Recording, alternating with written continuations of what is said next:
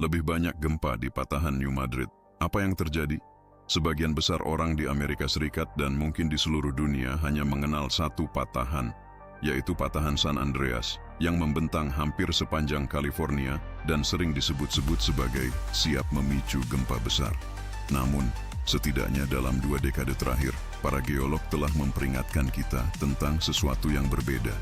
Bahaya sebenarnya bagi Amerika Serikat terletak di sebuah wilayah seismik yang sangat penting, di mana media telah sedikit memberikan perhatian karena fokus pada bencana yang melanda Los Angeles.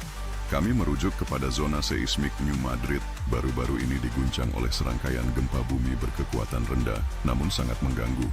Dalam video ini, kami akan mencoba menjelaskan dan menjawab pertanyaan yang membingungkan. Apakah gempa bumi memiliki musim favorit untuk terjadi? Apakah mereka di New Madrid lebih suka musim dingin?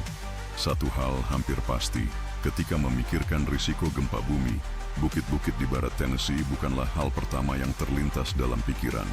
Akan menjadi salah jika kita meremehkan mereka dari perspektif ini, seperti yang akan kita lihat segera.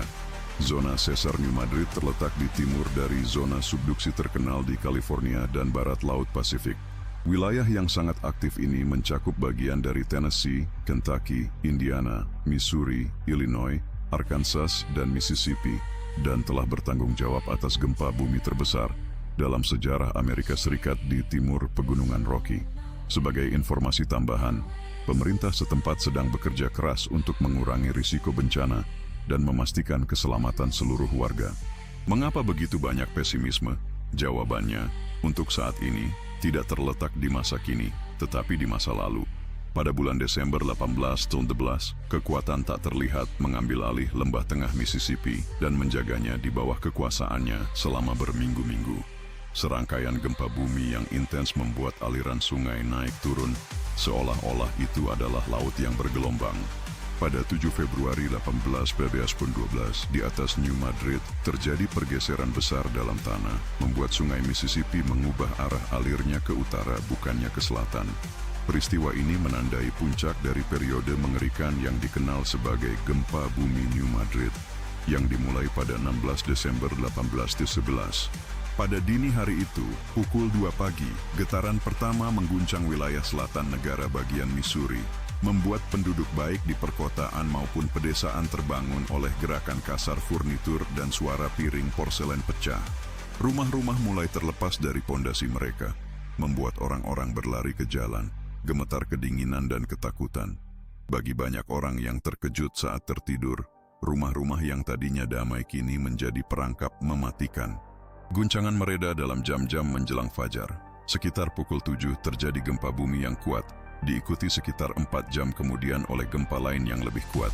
Tanah terbelah membentuk retakan, memuntahkan lumpur dan gas sulfida yang mencemari udara. Saksi melaporkan melihat ribuan burung melarikan diri secara putus asa ketika gempa-gempa akhirnya berhenti. Desa Prairie, sebuah kota di Missouri, sepenuhnya hancur. Getaran kecil terus terjadi hingga Januari 1812, dan sekitar pukul 9 pagi pada tanggal 23 Januari, gempa bumi kuat lainnya mengguncang penduduk yang selamat. Point Pleasant, yang sebelumnya sudah terguncang, berada dekat dengan pusat gempa bumi, memaksa penduduknya untuk melarikan diri. Setelah beberapa orang kembali pada bulan Februari, mereka menemukan bahwa kota itu telah menghilang. Semua telah meluncur menuju sungai Mississippi, tetapi situasi masih belum berakhir. Bencana terus melanda wilayah itu. Pada 7 Februari 1812, sebelum fajar, tidur gelisah warga daerah itu sekali lagi terganggu oleh gelombang seismik yang luar biasa. Epicentrum berada tepat di bawah mereka. Gempa bumi ini lebih kuat dari semua sebelumnya, begitu kuat sehingga di Cincinnati, Ohio, 650 km jauhnya, menumbangkan cerobong asap. Intensitas gempa bumi mencapai puncaknya di kota tepi sungai New Madrid. Guncangan pada tahun 1811 telah menyebabkan kerusakan parah pada kota kecil tersebut, menyebabkan kematian beberapa warga dan memaksa sebagian besar yang selamat untuk meninggalkan tempat tersebut. Namun, gempa bumi pada 7 Februari adalah pukulan terakhir yang menghancurkan.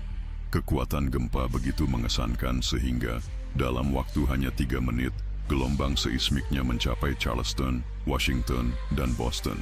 Gempa bumi berlangsung selama 15 menit, menyebabkan runtuhnya, bahkan rumah-rumah paling kokoh dari batu bata dan batu hingga dasarnya dalam jarak mil sekitar.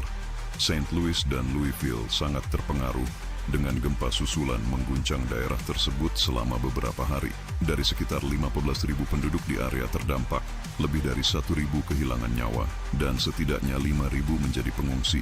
Kehilangan manusia mungkin tidak terlihat sesungguhnya seperti bencana ketika dibandingkan dengan pembantaian di Haiti pada tahun 2010 dan di Turki pada tahun 2023. Tetapi perspektif Anda akan berubah ketika mempertimbangkan bahwa pada saat itu, kepadatan penduduk hanya 1 orang per kilometer persegi. Selain itu, kita harus mengingat kematian di antara populasi asli yang jumlahnya tetap tak diketahui. Di wilayah mereka, tanah telah terbelah dan kemudian ditutupi oleh gelembung pasir, retakan, dan celah. Pohon-pohon mati berserakan di mana-mana, rawa-rawa dikeringkan dan ditinggikan, padang rumput yang subur tenggelam oleh danau dan anu besar baru, dan banyak desa adat pribumi menghilang. Amerika Serikat yang masih muda belum pernah menghadapi bencana sebesar ini. Magnitudo pasti gempa bumi pada tahun 1812 ini tidak bisa ditentukan karena kurangnya sismograf, tapi diyakini yang paling kuat telah melebihi magnitudo 8. Deskripsi singkat 2 abad lalu menggambarkan bencana yang segera dilupakan karena rendahnya kepadatan penduduk di daerah yang terkena dampak dan penyebaran berita yang lambat pada saat itu. Bahkan pemerintah pusat pun tidak peduli untuk memberikan bantuan kepada para korban. Semua ini merujuk ke masa lalu, namun untuk mengatasi masa kini, kita perlu menerima bahwa aktivitas seismik di wilayah tersebut masih berlanjut. Bahkan dengan populasi saat ini, di tempat-tempat ini mencapai 5 juta orang. Bayangkan jika gempa tahun 1819 dan 1812 terjadi lagi pada masa sekarang, itu akan menjadi sebuah apokalips sungguhan. Tidak begitu? Dan mudah memahami alasannya dengan hitungan sederhana. Jika terkecuali korban di kalangan populasi asli yang sulit dihitung, jika terjadi gempa bumi dengan magnitudo yang sama hari ini, wajar untuk mengharapkan setidaknya 300.000 kematian. Pembantaian, ya, namun sampai saat ini kita baru membahas konsekuensi aktivitas seismik di daerah itu. Tetapi apa penyebab sebenarnya? Monsternya seperti apa yang tersembunyi di dalam perut bukit-bukit Missouri yang tampaknya tenang itu? Pada awal abad ke-20, wilayah itu mulai menarik banyak ekspedisi ilmiah dengan tim-tim geolog yang mencari untuk memahami alasan di balik gempa bumi yang intens terjadi di sana. Meskipun tidak ada retakan permukaan yang sebanding dengan San Andreas di California. Setelah puluhan tahun penggalian dan penelitian, ternyata aktivitas seismik di New Madrid bukan disebabkan oleh benturan antara 2 lempeng tektonik berlawanan. Seperti biasa terjadi pada gempa bumi berat. Ini bukan di pinggiran, tetapi dekat pusat lempeng Amerika Utara, 600 hingga 900 meter di bawah sedimen sungai tebal, di mana zona kritis terletak. Oleh karena itu, bukanlah hal yang aneh jika area yang jauh dari pinggiran lempeng terkena dampak gempa bumi. Bahkan lempeng-lempeng yang lebih besar dan lebih stabil, di mana gerakan geologinya berhenti miliaran tahun yang lalu, kadang-kadang dapat mengalami deformasi internal, terutama karena tekanan di pinggirannya. Salah satu penjelasan teoritis lain untuk terjadinya gempa bumi dalam lempeng dapat menjadi pembentukan tepi baru atau zona rift baru yang disebabkan oleh pemisahan lempeng menjadi 2 lempeng yang berbeda. Skema ini tampaknya yang paling mungkin terjadi untuk wilayah New Madrid. Sekitar 0,5% energi seismik yang dilepaskan secara global dikaitkan dengan gempa bumi yang berasal jauh dari pinggiran lempeng. 99,5% gempa bumi lainnya terjadi di sepanjang tepi lempeng tektonik, yang dihasilkan oleh yang lebih banyak dan kuat. Di New Madrid, kerak yang lebih keras, dingin, kering, dan memiliki sedikit retakan di pusat Amerika Serikat dapat mengakibatkan gempa bumi di area yang lebih luas daripada gempa bumi dengan magnitudo serupa di wilayah barat. Formasi geologis patahan New Madrid terdiri dari lapisan batuan sedimen, seperti batu kapur, yang menyebar dan memperkuat gempa, menyerupai memukul drum. Karena efek domino ini, gempa bumi di sepanjang patahan New Madrid akan menyebar ke jarak yang lebih jauh dan menyebabkan kerusakan lebih besar daripada gempa bumi dengan magnitudo serupa di pantai barat. Zona patahan New Madrid, sebuah wilayah seismik aktif, tetap dalam pergerakan konstan, dianggap sebagai risiko gempa terbesar di Amerika Utara Timur Pegunungan Rockies. Meskipun tidak mungkin untuk meramalkan gempa bumi, mungkin untuk menghitung probabilitas berdasarkan data peristiwa seismik sebelumnya. Studi menunjukkan bahwa ada probabilitas 10% terjadi gempa bumi dengan magnitudo lebih dari 7 di New Madrid. Ada kemungkinan 99% terjadinya gempa bumi dengan magnitudo 6 atau lebih besar dalam 50 tahun ke depan, dan kemungkinan 25 hingga 40% terjadi gempa bumi dengan magnitudo 7 dalam rentang waktu yang sama, yang akan mengakibatkan kerusakan besar dan kehilangan nyawa. Di daerah New Madrid, rata-rata terjadi sekitar 200 gempa bumi per tahun. Sebagian besar di antaranya memiliki magnitudo kecil dan tidak terasa. Sekitar setiap tahun terjadi gempa bumi dengan magnitudo 3,0. Sementara kejadian gempa bumi dengan magnitudo 5,0 atau lebih diperkirakan terjadi setiap 10 tahun sekali. Sebelum kita lanjutkan, saya meminta agar Anda berlangganan saluran Insane Curiosity. Dengan mengklik lonceng, Anda akan membantu kami meningkatkan kualitas konten kami lebih lanjut. Apakah sesar New Madrid tetap aktif dan merupakan risiko yang signifikan bagi populasi? Getaran dengan magnitudo di bawah 2 tidak terasa oleh penduduk, namun terus direkam setiap hari oleh sismograf. Seringkali, setidaknya sekali sebulan terjadi getaran di atas magnitudo 3. Baru-baru ini, pada 9 Desember, sekelompok gempa bumi yang berasal dari kedalaman 9 km mempengaruhi daerah tersebut. 5 gempa bumi telah terdaftar dekat Marston, Missouri, menurut Badan Manajemen Darurat Negara Missouri, dan 2 dekat Ridgely, Tennessee. Getaran paling intens mencapai magnitudo 3,0, namun tidak semua penduduk sadar. Meskipun ringan, guncangan ringan ini memperingatkan kita untuk tetap waspada. Di Insane Curiosity, kami memanfaatkan persepsi-persepsi ini untuk terus menceritakan kisah, berusaha untuk memberi informasi, memperingatkan, dan membangkitkan rasa ingin tahu. Suatu pertanyaan yang mungkin muncul adalah, apakah gempa bumi terjadi dengan intensitas yang lebih tinggi pada bulan atau musim tertentu? Saya sendiri menemui pertanyaan ini saat mencari informasi untuk sebuah video, ketika menyadari beberapa kebetulan yang saya usahakan untuk memahami lebih dalam. Semua gempa bumi besar di zona sesar New Madrid hampir terjadi selama musim dingin. Lebih dari 70% gempa bumi yang melampaui magnitudo 4 sejak saat itu terjadi pada bulan-bulan yang lebih dingin, dari Oktober hingga Maret. Ini melibatkan gempa bumi paling intens di daerah ini sejak tahun 1900, tercatat pada tanggal 4 November 1903, dengan magnitudo 5,1. Hanya kebetulan? Kemungkinan. Namun, setelah menyelidiki berbagai dokumen tentang masalah ini, saya sampai pada kesimpulan yang akan saya sajikan dalam akhir video. Hanya sebentar sebelum kita berpisah, penting untuk dicatat bahwa ada banyak mitos tentang gempa bumi. Salah satunya, yang sangat tersebar luas, adalah konsep waktu gempa bumi, yang merujuk pada kondisi cuaca biasanya sebelum gempa, seperti cuaca panas dan kering atau kering dan berawan. Mitos tersebut berasal dari filsuf Yunani Aristoteles yang pada abad ke-4 SM berspekulasi bahwa gempa bumi disebabkan oleh angin yang sangat panas bocor dari gua-gua bawah tanah. Dengan kedatangan sismologi, area ilmu yang mencoba memahami secara ilmiah peristiwa ini, sekarang kita memahami bahwa sebagian besar gempa bumi dipicu oleh proses tektonik. Ini adalah kekuatan yang ada di dalam planet padat yang menyebabkan perubahan dalam struktur kerak bumi, terutama retakan blok batuan bawah tanah sepanjang sesar, yang merupakan zona kelemahan linear. Kita tahu bahwa sebagian besar gempa bumi terjadi pada kedalaman yang signifikan di bawah permukaan bumi, di mana suhu dan kondisi permukaan tidak berdampak.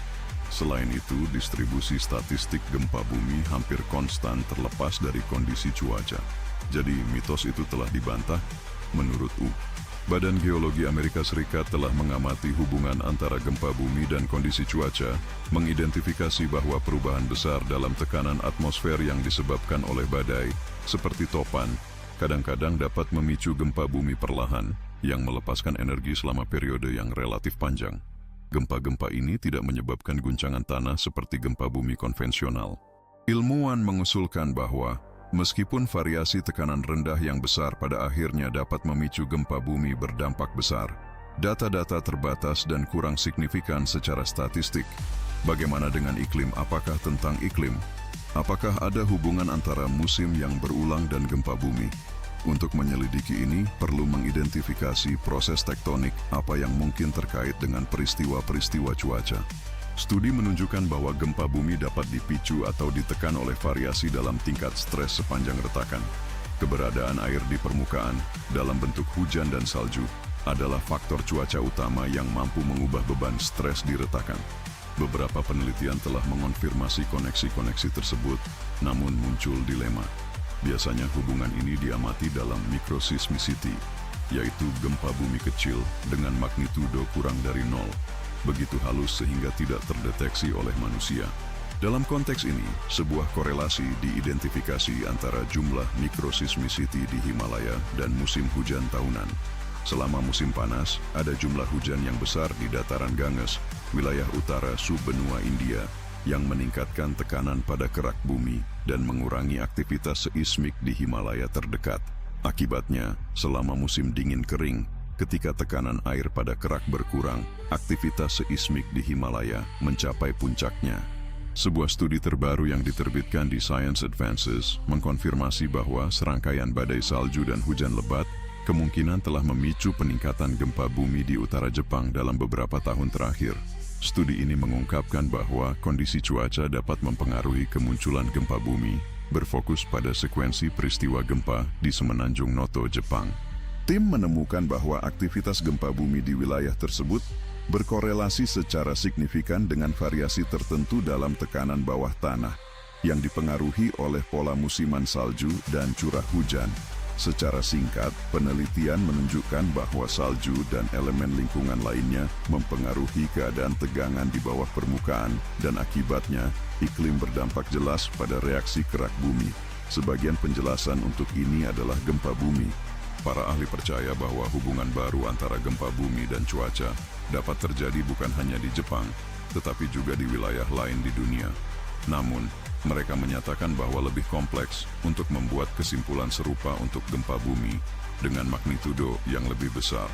Masalahnya adalah, kami belum tahu kapan kesalahan dapat mencapai titik kritis di mana tekanan terkait proses iklim dapat menjadi pemicu akhir untuk memicu gempa bumi signifikan.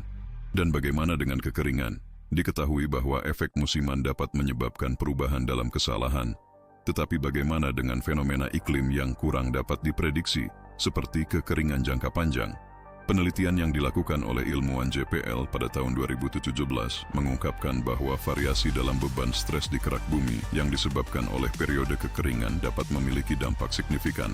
Ditemukan bahwa siklus bergantian dari kekeringan dan hujan intens di Sierra Nevada antara tahun 2011 dan 2017 memang berpengaruh. Ketinggian rangkaian pegunungan meningkat hampir 1 inci, tetapi kemudian turun separuh. Fenomena ini terjadi karena kehilangan air dari batuan selama kekeringan, diikuti dengan pemulihannya. Studi tidak secara spesifik mengatasi dampak-dampak potensial pada retakan-retakan geologi, namun perubahan tekanan seperti itu mungkin bisa dirasakan potensial pada retakan yang berlokasi di rangkaian pegunungan atau di sekitarnya. Bukti menunjukkan bahwa pengambilan air tanah dari akuifer bawah tanah secara sembrono, terutama pada saat kemarau, mempengaruhi tekanan pada kerak bumi. Pada tahun 2014, sebuah studi yang diterbitkan di jurnal Nature menganalisis dampak pengambilan air tanah di lembah tengah California terhadap aktivitas seismik di sepanjang patahan San Andreas yang berdekatan. Peneliti menemukan bahwa ekstraksi semacam itu dapat meningkatkan tingkat stres di kedua sisi patahan yang bisa memicu pergeseran lempeng tektonik dan pelepasan energi seismik. Meskipun stres-stres ini pada awalnya ringan, jika ekskavasi air tanah terus berlanjut untuk jangka waktu yang lama, mereka dapat menjadi lebih signifikan, dengan demikian mempercepat awal gempa besar berikutnya di wilayah Los Angeles. Sebuah studi terbaru yang dipublikasikan dalam jurnal geologi menyelidiki keterkaitan antara pencairan es dan peningkatan aktivitas gunung berapi di Islandia selama periode antara 4.500 dan 5.500 tahun yang lalu, ketika iklim bumi jauh lebih dingin dari sekarang. Penelitian tersebut menunjukkan bahwa mundurnya gletser dapat mempengaruhi pergerakan magma bawah tanah dengan mengurangi beban stres pada kerak bumi yang ada di bawah, menunjukkan kemungkinan hubungan antara proses tektonik dan fenomena iklim. Saat cakupan glasial meningkat, letusan berkurang. Selain itu, terbukti bahwa pergerakan cepat gletser dapat memicu gempa bumi glasial, guncangan seismik yang intens dengan magnitudo di atas 5,1, yang terjadi di daerah di mana gletser bergerak lebih dari 1 km per tahun. Peningkatan jumlah gempa bumi es di Greenland selama bulan Juli, Agustus, dan September secara langsung terkait dengan pemanasan global. Ada kecenderungan peningkatan kejadian ini dari waktu ke waktu, yang menunjukkan korelasi dengan kemajuan pemanasan global. Selain itu, ada pemahaman di kalangan banyak sarjana bahwa manajemen dan penggunaan air yang buruk oleh manusia dapat mempengaruhi terjadinya gempa bumi melalui seismisitas yang diinduksi. Pada tahun 1975, sekitar 8 tahun setelah pembentukan Danau Oroville, waduk buatan terbesar kedua di California, rangkaian gempa bumi terjadi di dekatnya. Guncangan paling intens mencapai magnitudo 5,7. Peristiwa-peristiwa ini terjadi segera setelah penurunan tingkat air di waduk untuk perbaikan pintu air PLTA Bendungan, diikuti oleh pengisian ulangnya. Beberapa penelitian tentang penyebab gempa bumi menyimpulkan bahwa variasi dalam tingkat air dari sebuah waduk dan perubahan yang sesuai dalam berat air telah mengubah beban tekan pada kesalahan lokal, memicu gempa bumi. Pemantauan aktivitas seismik di waduk dalam beberapa tahun setelah gempa bumi mengungkapkan hubungan musiman antara tingkat air di waduk dan kejadian gempa bumi. Aktivitas gempa bumi menurun ketika waduk terisi penuh pada bulan-bulan musim dingin dan musim semi. Lebih mungkin terjadinya gempa bumi berkekuatan besar ketika tingkat waduk menurun selama musim panas dan musim gugur. Jadi kita bisa menyimpulkan bahwa sampai baru-baru ini, studi aktivitas gempa bumi sebagian besar difokuskan pada pemahaman tektonik lempeng dan fenomena internal kerak bumi. Dalam 10 tahun terakhir lebih atau kurang, hal-hal telah berubah karena adopsi luas teknologi baru seperti GPS yang memiliki sebaran spasial dan sensitivitas yang lebih besar. Seismolog mulai menganalisis faktor tambahan yang dapat memengaruhi gempa bumi, seperti iklim, peran air, massa es, dan perbedaan musiman. Mengarahkan koneksi-koneksi dari proses-proses ini dengan fisika fundamental merupakan suatu tantangan. Prediksi gempa bumi akibat proses-proses iklim masih jauh dari tercapai. Meskipun kita mengakui pengaruh yang mungkin dari fenomena iklim eksternal pada sistem retakan, kita masih belum sepenuhnya memahami apakah retak akan segera pecah dan apakah iklim dapat membantu mempercepat proses ini. Gambar masih tidak pasti. Namun, mengakui bahwa faktor-faktor iklim juga dapat berdampak pada kami memberikan elemen baru untuk dipertimbangkan. Setelah merenungkan hal-hal ini, yang sebagian besar tampak menyarankan peran yang terbatas dari iklim atau lingkungan dalam pemicu gempa bumi, mengapa tidak mempertimbangkan kemungkinan tekanan besar dan berubah yang diberikan oleh massa sungai Mississippi yang luas mempengaruhi musim gempa bumi di wilayah di mana sesar dan sungai saling bersilangan di New Madrid.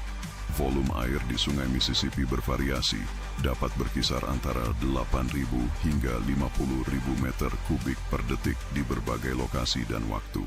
Selama banjir, volume tersebut dapat mencapai 70.000 meter kubik per detik, dengan pada tahun 1928, selama banjir mencapai rekor 300.000 meter kubik per detik.